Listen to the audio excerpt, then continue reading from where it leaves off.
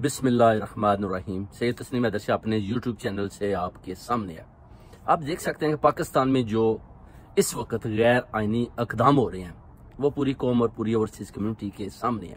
जैसे आप देखें कि अब 17 सितंबर के हिसाब से जो अपना चीफ की तकर्री हुई है, चीफ ऑफ सुप्रीम कोर्ट की, वो अपना जस्टिस फाइज ईसा को अपना चीफ जस्टिस सुप्रीम कोर्ट बनाने की मंजूरी उन्होंने दे दिया, जिस पर सदर जो आसिफ अलवी साहब हैं उन्होंने भी सिग्नेचर कर दिए। ये पाकिस्तान के लिए एक बहुत ही बुरी खबर है बेसिकली, क्योंकि ये इनका तल्लुक बलूचिस्तान से है।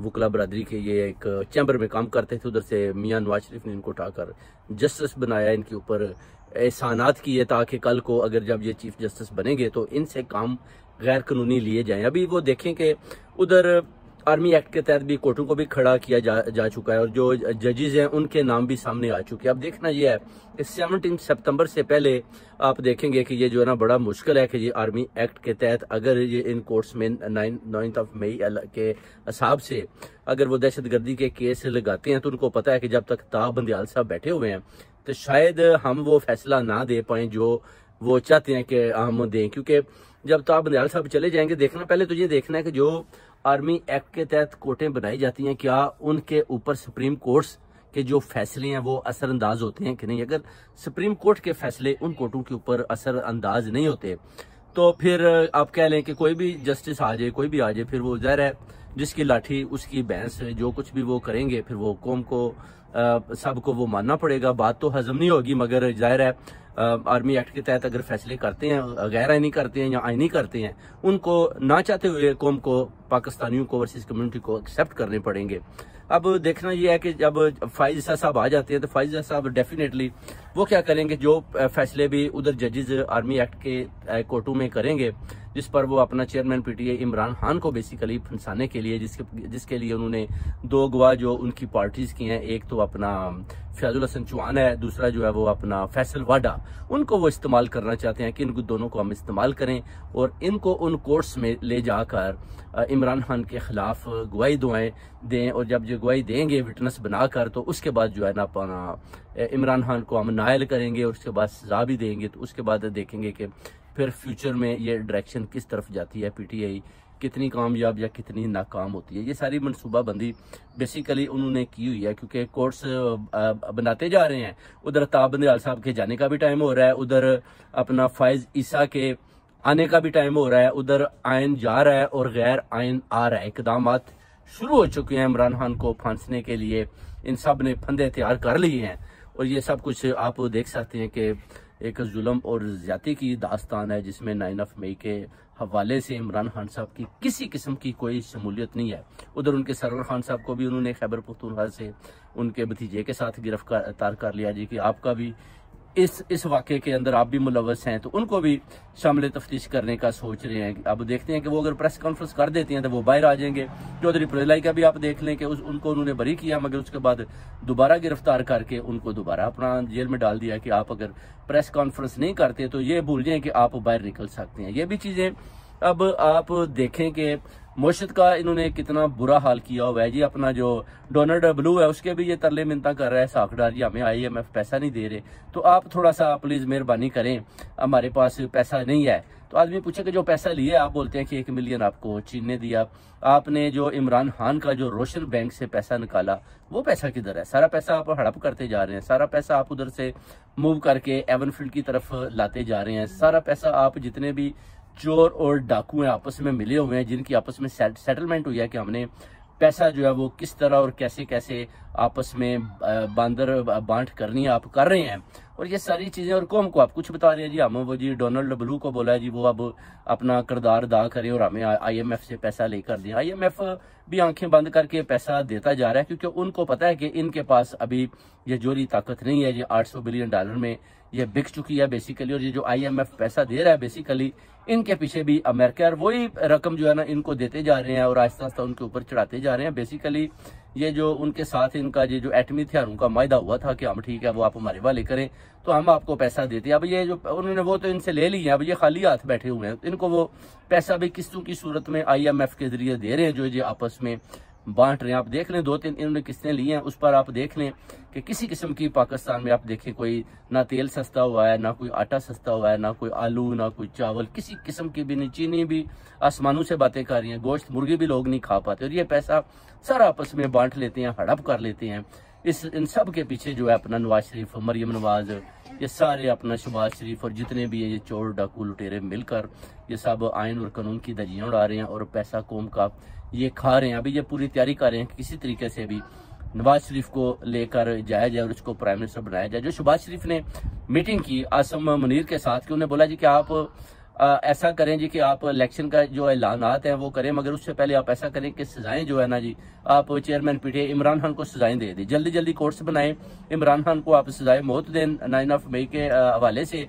ये जितने भी हैं परवेज़ चौधरी को भी सजा दें, इन सब को जेल के अंदर करें और उसके बाद मियां नवाज शरीफ को लाएं और उसके बाद इलेक्शन कराते हैं। करवाने के बाद आप जो है ना मियां साहब को दोबारा अपना प्राइम मिनिस्टर बना दें, जिस पर जनरल आसिम मुनीर ने इशारा दिया आसिफ अली जरदारी की तरफ कि आपने जो मायदा उसके साथ किया हुआ है, आपको पता है कि आपके मायदे में लिखा हुआ है कि बिलावल भुट्टो को हमने नेक्स्ट प्राइम मिनिस्टर बनाना है, और अगर आप अपने मायदे से भागते हैं तो ये आपके लिए भी अच्छा नहीं है। उस पर बिलावल भुट्टो जरदारी भी देखें, वो आज कह रहा था कि अगर एम्पायर मदाखलत नहीं करते तो हम जीतते हैं, तो अगर एम्पायर मदाखलत करते हैं तो हम नहीं जीतते। उसका मतलब था कि एम्पायर ने मदाखलत की और मुर्तजा वहाब मेयर ऑफ कराची बने, जिनके पास 160 सीटें थी, और जमात इस्लामी के जो अब्दुर्रहमान थे उनके पास 193 थी, फिर भी मुर्तजा अपना वहाब जीता। यानी एम्पायर ने हेल्प की तो आपका जो कैंडिडेट है वो जीता। अगर एम्पायर हेल्प ना करता तो आप 100 साल तक भी अल्लाह के हुक्म से ना तो मेयर बन सकते थे कराची के, और ना ही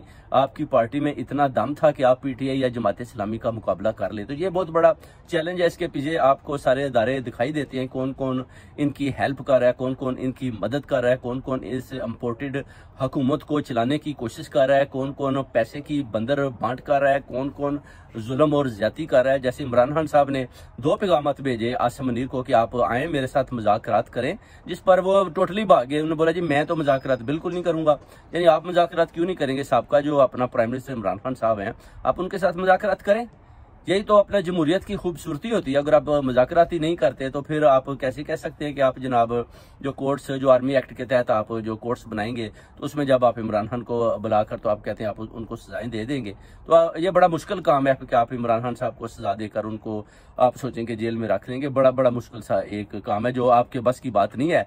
इसलिए आप मुज़ाकरात कर लें, देख लें कि इमरान खान साहब एक काबिल और नायत ऑनेस्ट आदमी है। सारे पर्चे पूरी कौम को, पूरी आवाम को, ओवरसीज कम्युनिटी को पता है कि जैली हैं, और जो पर्चे मरियम नवाज, नवाज शरीफ और इन सब के ऊपर बने हैं वो बिल्कुल सही पर्चे हैं, जो आप कोर्टों में जाकर उनको माफी तलाफी दे रहे हैं। अब नवाज शरीफ का जो पर्चा है आप देखें, जैसे ही चीफ जस्टिस बनेगा फायजी साहब, उसी वक्त मियां नवाज शरीफ साहब इधर से भागते हुए जाएंगे, और वो पहले ही उनका अपना गुलाम है और गुलामी नामंजूर वाला नारा तो उन्होंने खत्म कर दिया, और वो उसी वक्त फैसला देगा जी कि वो जो नई तरमीम बनी है जिसमें जनाब मैं जंगीर तरीन और मियां नवाज शरीफ को दोबारा अहल करता हूं और ये इलेक्शन लड़ सकते हैं। लड़ने के बाद उसी वक्त ये जो इलेक्शन का ऐलान करेंगे, उसके बाद सिलेक्शन का पहले ही हो चुकी है इलेक्शन का, तो उन्होंने बस आवाम को बोलना जी आप वोट डालें, आवाम ने वोट डाले, जाना नहीं। और जो जाएंगे ये वो इनके अपनी थोड़ी पार्टी के होंगे, बाकी को ये क्या करेंगे, लिस्टें चेक करके खुद ही वोट डालकर ये अपना सिलेक्शन कर लेंगे। आवाम बोले भी जी कि ना तो हम मीडिया ज्यादा है, ना मीडिया उनकी कोई खबर चढ़ाएगा, अगर कोई बोलता भी है तो उसको वो उठाकर ले जाएंगे। तो इसी तरह नई हुकूमत को वो दोबारा जो है ना लेकर आगे चलने का बोलेंगे जी हम जी ये देखेंगे नया पाकिस्तान हम लेकर आगे जा रहे हैं। पाकिस्तान अभी उसमें से जो है ना अपना डिफॉल्ट का खतरा टल चुका है जी, जनरल आसिम मुनीर साहब कहते हैं।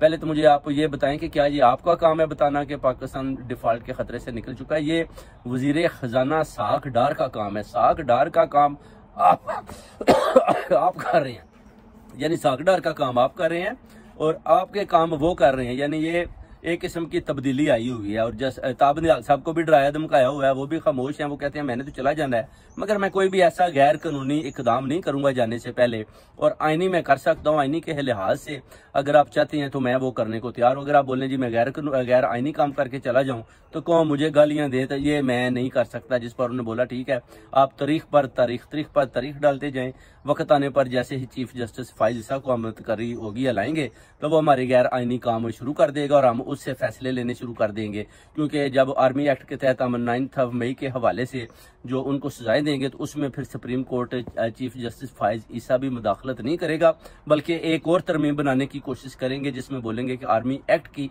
जो कोर्ट्स में उनमें सुप्रीम कोर्ट की मुदाखलत नहीं हो सकती। इस तरह के ये फैसले करेंगे। उधर अपना चौधरी एतजाज हसन और सरदार लतीफ खोसा की भी देखे, उनको भी पीपल पार्टी वालों ने उनकी भी जो मेंबरशिप है उनको मुअत्तल कर दिया और उनका उन पर कोई असर नहीं। उन्होंने बोला है कि हम वकला बरादरी से हमारा तल्लक है, हम वकील है, हमने आइन और कानून के साथ खड़े होना है, हमने आइन और कानून की धज्जियां नहीं उड़ाने देना, हमने आइन और कानून को पमाल नहीं होने देना और हम वकला बरादरी के साथ खड़े हैं। हमने हमेशा आइन और कानून के साथ खड़े होकर मुकाबला करना है। अगर आप ये सोचे कि हम आइन और कानून को छोड़ दें तो फिर ये बात ठीक नहीं है, क्योंकि अगर आपने इतनी बड़ी जो किताब आइन और कानून के हवाले से बनाई है फिर उसको खत्म कर दें, उसके ऊपर लिख दें कि जिसकी लाठी उसकी भैंस। तो इस तरह का फिर कानून बना लें तो फिर हम भी वो जो हमारे पास डिग्री हैं वो खत्म कर देते हैं, जिस पर अपना चौधरी एतजाज हसन, सरदार लतीफ खोसा, अली अहमद खुर्द, इन तीनों ने इंशाल्लाह ताला स्ट्रांग जो है अपना इनके खिलाफ एक्शन लिया हुआ है, खड़े हैं वकला बरादरी के साथ। आप देखें इनको खतरा भी है। चौधरी एतजाज हसन साहब ने बोला मैं बिल्कुल नहीं डरता, मुझे अगर किसी ने मारना है तो मारे, मैं तो डरता नहीं। आप देखें ये सारी सूरत हाल पाकिस्तान में ये जो इन्होंने बनाई हुई है, मगर ये कहते हैं ना कितना जुर्म करेंगे, जितना भी करेंगे इंशाल्लाह ताला इनको मुंह की खानी पड़ेगी। जैसे ही जमहूरियत सामने आएगी, जमहूरियत फरोग देगी तो आप देखेंगे इंशाल्लाह पीटीआई का झंडा बुलंद होगा और देखें कैसे कौम और अवाम बाहर निकलती है और इन सबको इंशाल्लाह रेजा करके सामने से निकल जाएंगे। सिर्फ ये थोड़ा सा इंतजार है कि चलें इनको जो जेल साजियां ये कर रहे हैं, जो जेली तकर्रियां कर रहे हैं, ये जो अपना इस तरह के लोगों को सामने ला रहे हैं जो कौम के और मुल्क के दुश्मन हैं, इस तरह के लोगों को सामने ला रहे हैं जो अपना आवाम के साथ अपना ठीक नहीं चल रहे, उनको उनकी जो मुश्त तबाह बर्बाद हो रही है उससे भी उनको कोई फर्क नहीं पड़ता जी कि हमने क्या फैसला देना है। तो वो लगे हुए हैं। जैसे कि अलकादर ट्रस्ट के हवाले से आप देखें कि अभी जज साहबान जो उन्होंने कोई फैसला भी नहीं दिया था, तो आप देखें मरियम नवाज और मरियम औरंगजेब और ये जितने भी अता तारड़, ये जितने भी बंदर थे, ये इन्होंने कितना शोर डाला हुआ था फाजिल जज के ऊपर जी कि आप ये फैसला करेंगे तो इस तरह गैर आईनी हो जाएगा, डरा और धमका रहे थे। मगर उन्होंने आइन और कानून के मुताबिक फैसला किया। उन्होंने बोला जी इमरान खान साहब को एक तो हम बेल देते हैं, दूसरा हम इनको नाअहल नहीं कर पाते क्योंकि अलकादर ट्रस्ट के हिसाब से जो आपने केस डाला है वो बिल्कुल झूठ की बुनियाद पर है और उससे जो इमरान खान साहब को उन्होंने बरी करार दिया। अब ये खामोश हो गए। उन्होंने बोला कि हमने तो इतना डराया धमकाया जजों को, मौलाना फजलुर रहमान के साथ मिलकर जो हमने छलांगें लगाई, जो अपना सुप्रीम कोर्ट के जो गेट को मरियम नवाज और मौलाना फजलुर रहमान ने फलांगा, तो फिर भी जो जजों ने हमारे खिलाफ ही फैसला दिया तो इसी वक्त ही इनकी खामोशी होगी। उसके बाद अब्दुल रज़ाक ने कत्ल डालने की कोशिश की, उसमें भी नाकामी हुई। तो अभी ये इनका जो फुल फोकस है ना वो ये है कि हम आर्मी एक्ट के तहत कोर्ट्स बनाएं, जो शहबाज शरीफ ने अभी मीटिंग की आसम मुनीर से कि जल्दी से आप बनाएं और जल्दी से इनको सजाएं दें और जल्दी से आप फायज ईसा की तकर्री करें और जल्दी से आप नवाज शरीफ और जहांगीर तरीन को अहल करें और जल्दी से आप नवाज शरीफ को अपना पैगाम दें कि आप पाकिस्तान में आएं और जल्दी से उनको आप प्राइम मिनिस्टर बनाएं। जब जल्दी का काम हुआ तो आसम मुनीर साहब ने आसिफ अली जरदारी की तरफ इशारा किया कि आप भी उनके साथ कांटेक्ट करें। आपको भी पता है कि आपने कौन सा उनके साथ अपना साइन किया हुआ है, आपका कॉन्ट्रैक्ट किया है। आपको भी पता है कि नेक्स्ट जो प्राइम मिनिस्टर है वो आपका वादा है कि वो बिलावल भुट्टो को बनाना है। बिलावल भुट्टो अपनी छलांगे लगा रहा है कि शायद मैं प्राइम मिनिस्टर बन जाऊंगा, जो कि बिल्कुल ना तो इनमें से कोई प्राइम मिनिस्टर बन सकता है और ना ही इस काबिल है कि ये प्राइम मिनिस्टर की चेयर पर बैठ सकें। अब इंशाल्लाह ताला मुसीबतें जितनी भी आई हैं आप देखें, उसमें अपना इमरान खान साहब ने बड़ी दीदा दलेरी के साथ मुकाबला किया। परवेज खट्टक की भी चालें सारी नाकाम हुई, आप देख सकते हैं जितने भी साथ खड़े थे। इसी तरह शाह महमूद और असद उमर भी, वो भी एक ही गाड़ी में सवार होकर भागे। बेसिकली इन्होंने ये डंडा पीछे से चलाया हुआ है, वो सारे डरे हुए हैं, उनको कुछ समझ नहीं आ रही हम करें तो क्या करें। ये कहते हैं कि अगर आप प्रेस कॉन्फ्रेंस नहीं करेंगे, अगर आप लोग हमारा साथ नहीं देंगे तो आर्मी एक्ट की कोर्ट्स बन रही हैं, बिल्कुल करीब है, हम आपको पकड़कर उनमें सालों के हिसाब से आपको सजाएं दे देंगे और आपका कोई भी अपना पूछने भी नहीं आएगा। ये चीजें इन्होंने सबको डराया धमकाया हुआ है, जिस पर लोग डर डर कर भी जो अपना मुबे वतन है, जो खान साहब के बड़े जबरदस्त किस्म के खिलाड़ी थे, ज़ाहिर है वो भी डरे हुए हैं। मगर चौधरी पुरलाई खड़ा है, चौधरी पुरलाई कहता है कि नहीं, ये गैर आईनी काम है, इंशाल्लाह मुझे एक दफा बाहर आने दें, मैं भी जोड़ तोड़ का बादशाह हूँ एस्टेब्लिशमेंट के अंदर। वो कह रहा है कि मेरे भी बड़े लंबे हाथ हैं, मैं एक दफा बाहर निकल आऊं, मैं पूरी बाजी पलट दूंगा, मैं पूरा पासा ही पलट के रख दूंगा और इन सब की इंशाल्लाह दौड़ने लगवा दूंगा। एक दफा आप मुझे बाहर निकालें, फिर आप देखें कि आप इमरान खान साहब को कैसे आप जो है ना सजाएं देते हैं, आप कैसे उनके ऊपर आर्मी एक्ट के तहत क्या क्या दफात लगाते हैं। अब जो सुप्रीम कोर्ट में चौधरी एजाज हसन और जो वकील सरदार लतीफ खोसा भी कहता है कि हम देखते हैं कि आप कैसे सुप्रीम कोर्ट से बढ़ चढ़ कर आप कैसे फैसला देते हैं और आप सुप्रीम कोर्ट का कैसे हुक्म नहीं मानते। जैसे कि 14 अक्टूबर का जो आपने इलेक्शन के हवाले से नहीं माना, वो भी कहते हैं केस पड़ा है, उस हवाले से भी आप लोगों पर